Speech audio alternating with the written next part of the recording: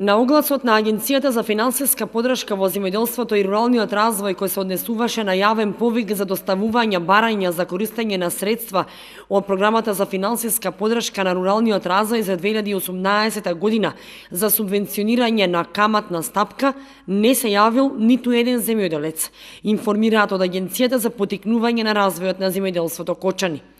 Тоа покажува, вели Валентин Захариев, дека ниту еден земјоделец не земал таков кредит. За вториот оглас за инвестиции во материјални средства се пријавиле 15 земјоделци, а во теќе јавниот повик за доставување барања за исплата на средства од програмата за финансиска подршка во земјоделството и руралниот развој за 2019 година.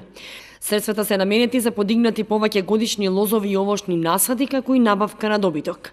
Барањето се поднесува електронски со сите документи кои што ги има апликантот при себе, добиени при набавката на овие напоменати работи, се донесуваат во Агенцијата во Кочани во скенирана форма и електронски се извршува аплицирањето за исплата на кофинансирањето, кое што изнесува 50% од вложената набавка, а може да оди и до 70% во зависност од тоа дали се работи за млад земјоделец и во зависност од тоа каде се наоѓа земјоделското стопанство.